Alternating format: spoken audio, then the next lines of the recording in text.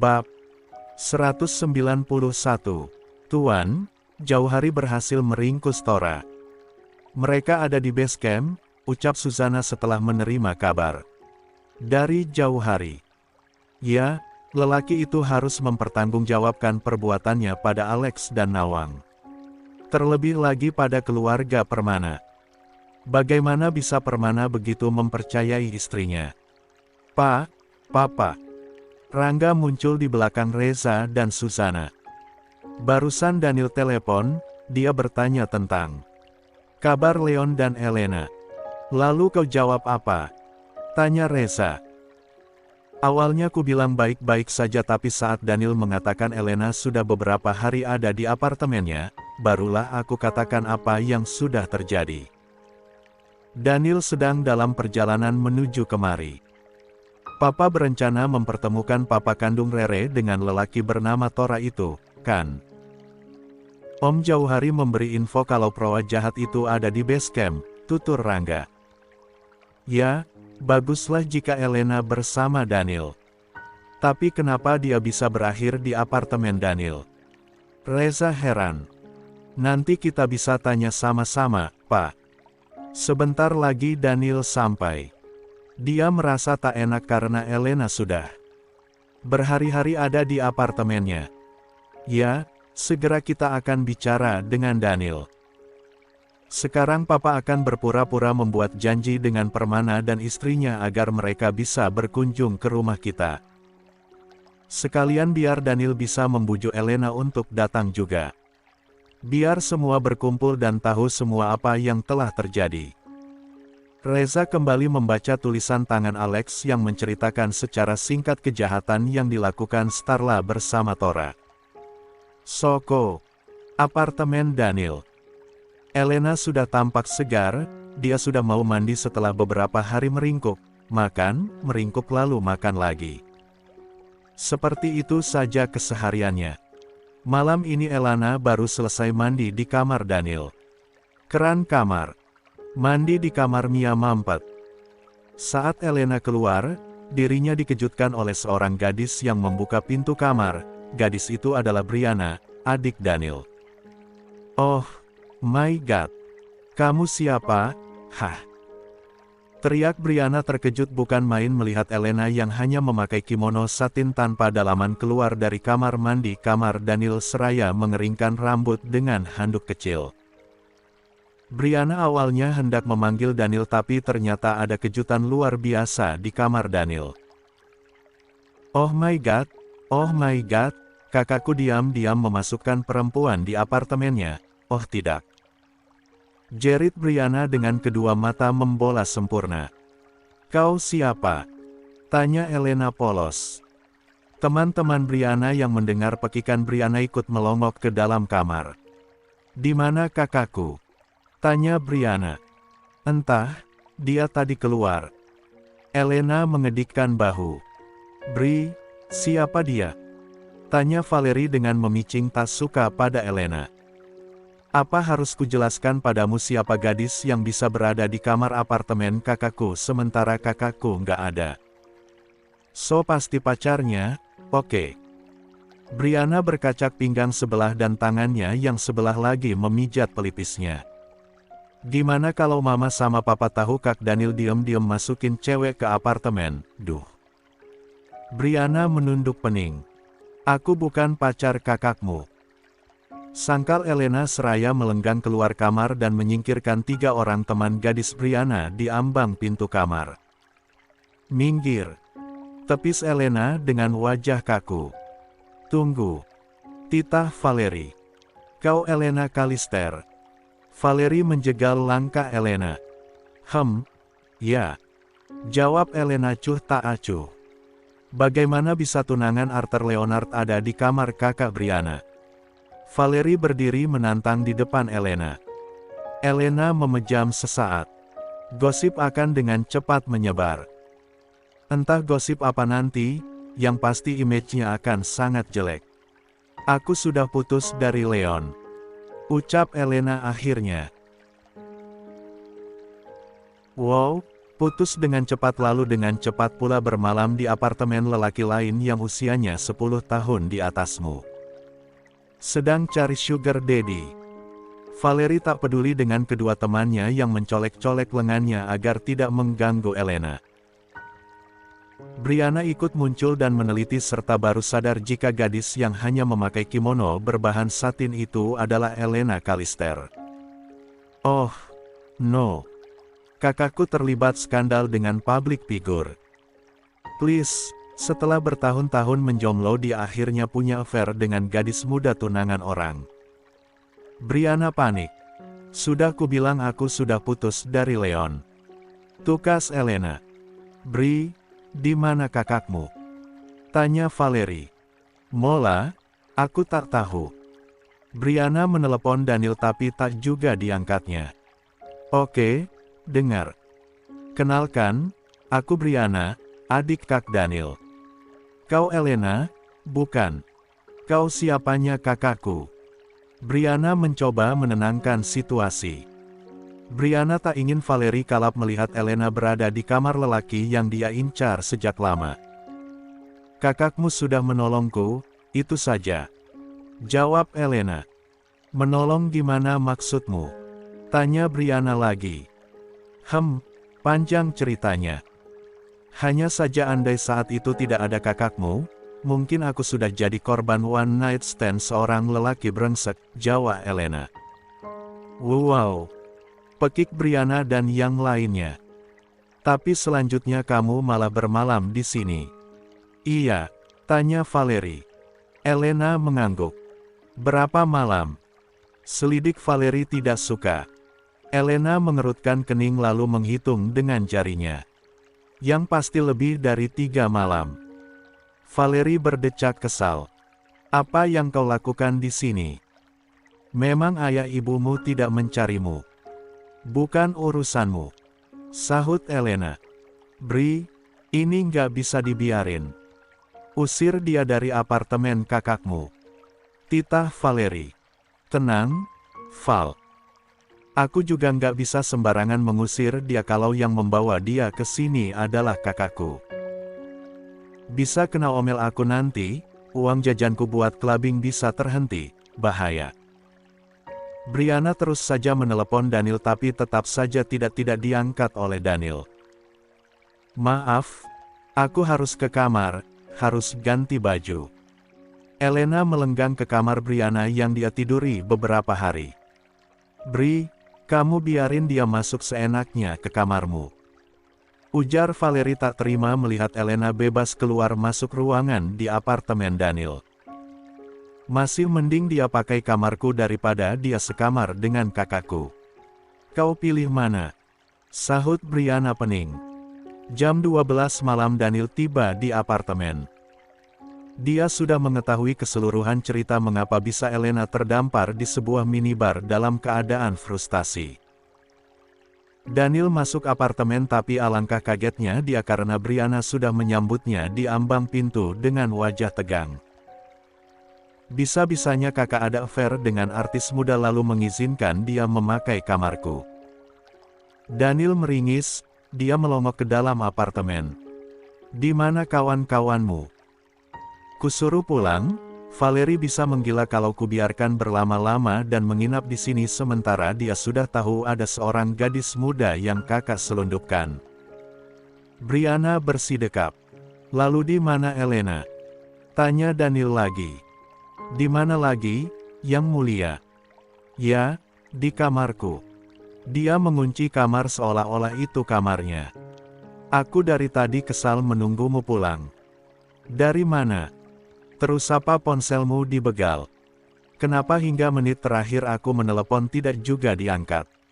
Cecar Brianna. Oke, tenang. Ponselku ketinggalan di kamar VIP sopir pribadinya Leon. Panjang ceritanya. Daniel membawa banyak kantong plastik berisi makanan, dia meletakkan semuanya di atas meja makan lalu mengetuk. Pintu kamar Elena. Nona, aku pulang. Apa kau sudah makan? Aku bawa makanan banyak. Panggil Daniel pelan seraya mengetuk pintu.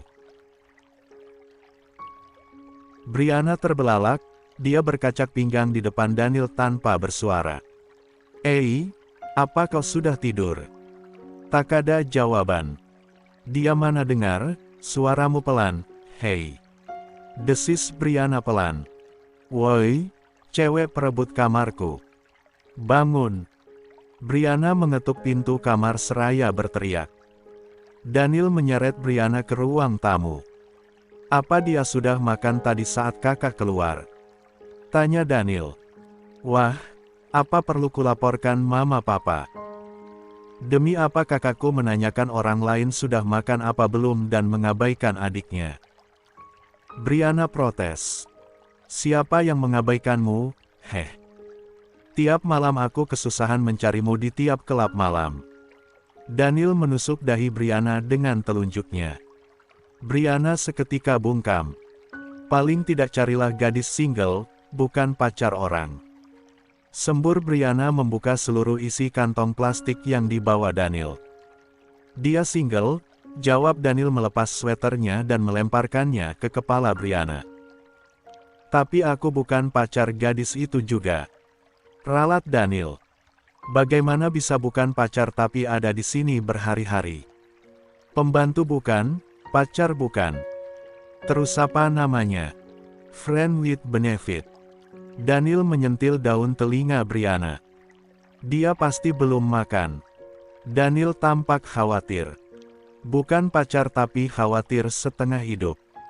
Fix, artis muda itu FWB-mu ya, Kak. Tuding Brianna seraya mengunyah oja yang dibawa Daniel. Kubilang ceritanya panjang tapi yang jelas dia single, sudah putus dari Leon. Tandas Daniel. Brianna mengernyit seraya berpikir. Oh, biar kusimpulkan, Elena Kalister patah hati karena putus cinta dari Leon lalu dia melarikan diri ke kelab malam. Bertemu dengan kakakku yang sebetulnya sedang mencari adik tersayang tapi berakhir menyelamatkan Elena dari niat jahat pria mesum yang ada di kelab. Begitukah? Brianna mencoba menganalisa. Dari mana kau tahu kalau kakak menyelamatkan Elena? Dia bilang sendiri dan Valerie patah hati. Sahut Brianna. Sudah kubilang kakak tak ada hati untuk temanmu itu. Jangan bawa dia lagi menginap di apartemen. Jangan memberi harapan palsu pada gadis itu. Ucap Daniel tak suka. Lalu, apa sekarang yang terjadi adalah kakakku yang betah menjadi jomblo ngenes mulai ada hati pada seorang artis muda yang diselamatkannya. Brianna tak henti mengunyah. Daniel tersedak. Entah kenapa pertanyaan Brianna menyentil hatinya. Hello, benarkah? Brianna nyengir senang. Aha, akhirnya kakakku adalah pria normal. Kupikir kakakku lelaki jadi-jadian yang hobinya sawo makan sawo. Kiki Berjana. Daniel menghela napas dalam, dia bertanya sekali lagi apakah Elena keluar untuk makan. Dia tidur mungkin karena sibuk memikirkan patah hatinya. Ucap Brianna tak ambil pusing karena banyak sekali makanan yang menggugah selera. Ya sudahlah. Kamu tidur di kamar kakak saja, biar kakak tidur di sofa. Besok pagi kakak akan membawa Elena pergi. Ada sesuatu hal teramat penting yang harus kami urus. Jangan macam-macam dulu dengan mama dan papa, oke? Ancam Daniel. Brianna mengangguk patuh. Dia memang penurut terhadap Daniel yang selalu memberinya uang jajan banyak untuk pergi bersenang-senang. Akajak keesokan harinya Elena yang dipaksa dengan bujuk rayu untuk ikut pun sudah berada di mobil Daniel. Om, kita mau kemana? Aku belum mau pulang. Rajuk Elena. Aku janji, tak akan mengantarmu pulang. Demi Tuhan. Aku hanya ingin mengajakmu ke suatu tempat, jadi tenanglah, duduk saja yang manis. Daniel fokus menyetir. Setelah berdiam cukup lama di mobil, Elena menyadari sesuatu. Om, jangan bilang Om mau mengantarku ke rumah Leon. Elena mulai waspada.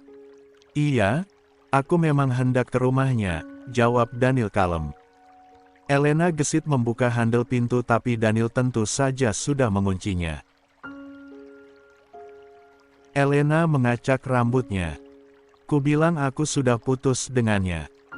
Ah, bukan putus. Hubunganku dengannya pun hanya settingan. Please, kumohon.